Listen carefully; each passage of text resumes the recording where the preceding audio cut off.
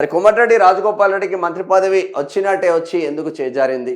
కోమటిరెడ్డి వెంకటరెడ్డిని తీసేయడం ద్వారా సీనియర్లందరినీ తీసేస్తున్నాడు రేవంత్ రెడ్డి. ఆల్రెడీ చాలా మంది వెళ్ళిపోతా ఉన్నారు.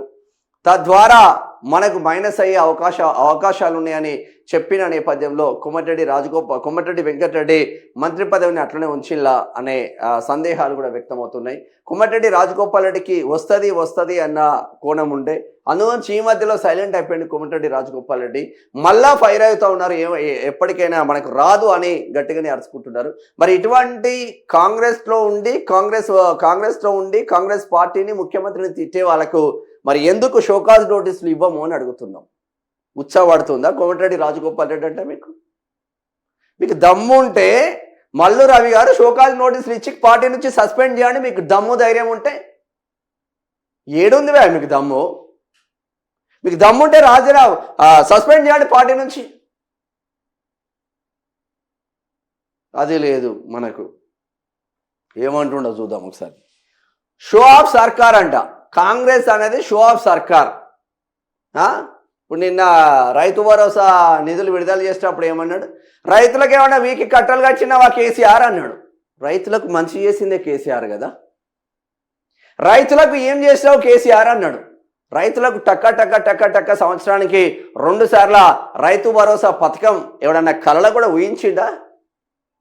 రైతులు అప్పుల పాలై 50,000కు ₹1,00,000, ₹1,00,000కు 2 లక్షలై, ₹1,00,000 ఎకరం చొప్పున అనేక మందికి అమ్ముకున్నారా? తెలుసా ఎవరికన్నా? ఏం చేసినాం అండి. ఆ రైతులు అప్పుల పాలు కాకూడదు, నా తెలంగాణ రైతాంగం మెరవాలని రైతు భరోసా తీసుకొచ్చింది. అది కాదా మంచి పని? మీకు ఆ ఆలోచన వచ్చిందా కాంగ్రెస్కి? పొరపాటున రైతు చచ్చిపోతే అప్పుల పాలవుతున్నారు అప్పుడు కూడా అని రైతు బీమా తీసుకొచ్చిండు ₹5,00,000. ఏం చేస్తాడా కేసీఆర్? ఉన్నది ఉన్నట్టే మాట్లాడుకోవాలి కదా. దళిత వర్గాలు మంచి పైకి రావాలని దళిత బంధు తీసుకొచ్చాడు.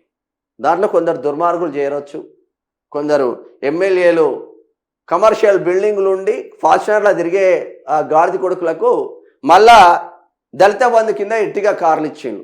గిడ షేర్లింగంపల్లి నియోజకవర్గం అని ఉంటుంది. షేర్లింగంపల్లి నియోజకవర్గం మాదాపూర్, హైదరాబాద్ మాదాపూర్ పక్కన ఇజ్జత్ నగర్ అని ఉంటుంది. ఇజ్జత్ నగర్లో ఒక్కడికి అటు ఫార్చునర్లో తిరిగి కమర్షియల్ బిల్డింగ్స్ ఉన్నోనికి దళిత బంధు ఇస్తే నేనే బయట పెట్టిన. అటువంటి కొన్ని చాలా జరిగినాయి. కానీ చాలామంది దళితులు పైకి వచ్చిండ్రు దాని ద్వారా. అన్ని వర్గాలను గొల్లోళ్లకు గొర్రెలు ఇస్తారా, తెనుగోళ్లకు చేపలే ఇస్తారా, మత్స్యకారులకు అంటే ఆ వృత్తిని పైకి తీసుకురావడం కోసం ఆ ప్రయత్నం చేసిండు. అంటే గొల్లోళ్లకు గొర్రెలు ఇవ్వకుండా రాజకీయ పదవులు ఇస్తే ఇంతమంది కనిస్తారు రాజకీయ పదవులు ఎవరికైనా? వ్యవసాయ రంగానికి పెద్దపీట వేసిండు, ప్రతి కుల వృత్తులకు పెద్దపీట వేసిండు, తద్వారా ఆదాయం పెంచిండు కేసీఆర్. మనం ఏం చేసినాం? షో ఆఫ్ సర్కార్ అంటుండ. అందు గురించి సీఎం రేవంత్ ఒంటెద్దు పొక్కడలు బాగలేవు, సీనియర్లకు నో రెస్పెక్ట్, పార్టీలో కొత్త వారిది హవా. మునుగోడు ఎమ్మెల్యే రాజగోపాల్ రెడ్డి ఈయన మాట్లాడిన దాంట్లో ఏం తప్పులేదా? ఆయన మాట్లాడిన దాంట్లో.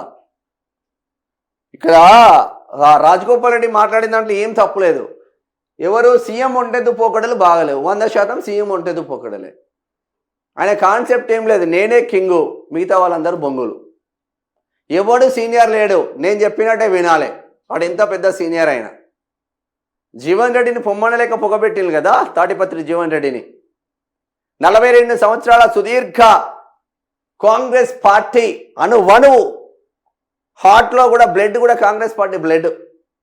అటువంటి బ్లడ్ను మొత్తం బాయిల్ చేసి సర్వనాశనం చేసేసి బీఆర్ఎస్కి పంపించిండు ఇదే రేవంత్ రెడ్డి. సీనియర్లకు నో రెస్పెక్ట్, పార్టీలో కొత్త వారిదే హవా. ఎవంది హవా? రేవంత్ రెడ్డికి ఎవడు జయగొడితే వాందే హవా. రేవంత్ రెడ్డి టీడీపీలో ఉన్నప్పుడు రేవంత్ ఆర్మీ అని ఎవరైతే ఉన్నారో వాళ్ళదే హవా. రేవంత్ రెడ్డి అన్నదమ్ములు సెటిల్మెంట్లు ఉంటే ఆ సెటిల్మెంట్ల మీద వాళ్ళు ఆలుతున్నారు, జస్ట్ ఆడికి పోతున్నారు, సిట్టింగ్లో కూర్చుంటున్నారు.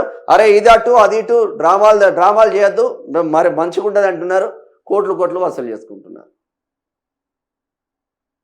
ఇది వాళ్ళ డ్రామా. మునుగోడు ఎమ్మెల్యే రాజగోపాల్ రెడ్డి. రాష్ట్రంలో షో ఆఫ్ సర్కార్ నడుస్తుందని మునుగోడు ఎమ్మెల్యే కోమటిరెడ్డి రాజగోపాల్ రెడ్డి అన్నారు. సీఎం రేవంత్ రెడ్డి ఒంటెద్దు పోకడలు బాలేవని, పార్టీలో సీనియర్లకు గౌరవం లేదని, కొత్త వారిదే హవా నడుస్తుందని పెదవి విరిచారు. యాదాద్రి బోర్డు ఏర్పాటుపై తనకు కనీస సమాచారం ఇవ్వలేదని, అందుకే నల్గొండ సభకు దూరంగా ఉన్నానని పేర్కొన్నారు. అమ్మా, యాదాద్రి నిన్నొచ్చే సభ, నల్గొండ సభ 4 రోజులు అవుతుంది జరిగి.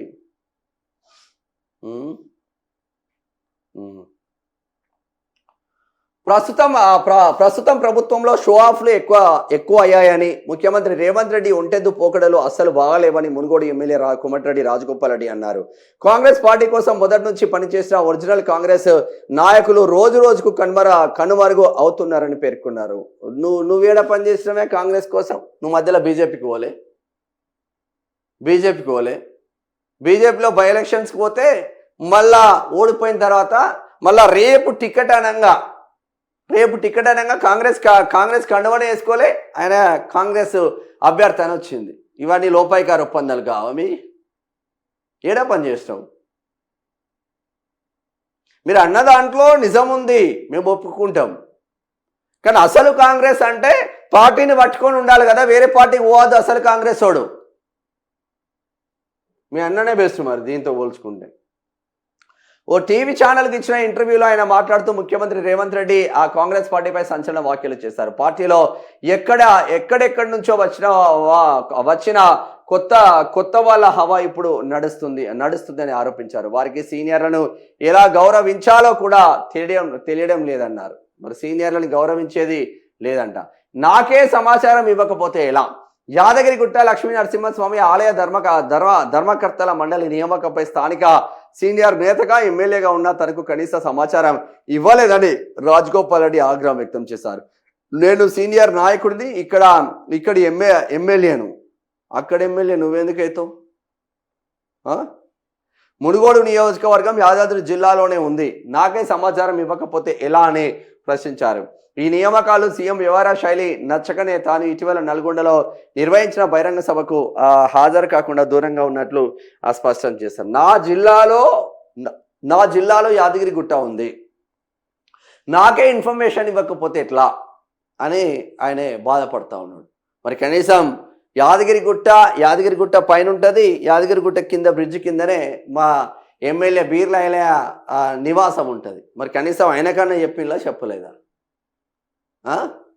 Aleru MLA, local MLA. ఇప్పుడు మనోడు మాట్లాడిన దాంట్లో తప్పు లేదు. వాస్తవంగా అసలు శిస్సులైన కాంగ్రెస్ మొత్తం పక్కన పోతుంది, కేవలం పసుపు కాంగ్రెస్ మాత్రం పైకి వస్తుంది. డిసిషన్ రేవంత్ రెడ్డి తీసుకుంటున్న డిసిషన్స్ మొత్తం ఆర్ఎస్ఎస్ బీజేపీ నుంచి వస్తున్నాయని చాలామంది ఆరోపిస్తున్నారు. సంజయ్ జార్జ్ కావచ్చు, ఇంకొకరు కావచ్చు, ఆర్ఎస్ఎస్ బీజేపీ వాళ్ళు ఎవరు చెప్తే వాళ్ళనే మేజర్ పోస్ట్లో పెడుతున్నారు. తద్వారా ఎలక్షన్ల ముందు మళ్ళీ బీజేపీలోకి రేవంత్ రెడ్డి వచ్చి సీఎం పదవిలో కూర్చుంటారు అన్న ఇంకొక చర్చ జరుగుతుంది. మరి ఏమవుతుందో తెలియదు కానీ కోమటిరెడ్డి రాజగోపాల్ రెడ్డి మాత్రం గట్టిగానే అరుచుకుంటుండు రేవంత్ రెడ్డిని. మరి ఇప్పటికైనా కాంగ్రెస్కు నిజంగా మీకు దమ్ము ధైర్యం ఉంటే కాంగ్రెస్ పార్టీ నుంచి కోమటిరెడ్డి రాజగోపాల్ రెడ్డిని సస్పెండ్ చేయండి. మీకు అంత గట్స్ ఉంటే, మీకు ఆ గట్స్ లేవని తెలుసు నాకైతే. ఎందుకంటే రాజగోపాల్ రెడ్డి కదా, అదే ఓ రాజగోపాల్ మాదిగనో, రాజగోపాల్ మాలనో, రాజగోపాల్ నేతనో, రాజగోపాల్ కమ్మరినో, రాజగోపాల్ కుమ్మరినో, రాజగోపాల్ రజకనో అట్లా ఉంటే జబర్దస్త్గా ఇప్పటికీ షోకాజ్ నోటీసులు వచ్చేది. రాజగోపాల్ గౌడో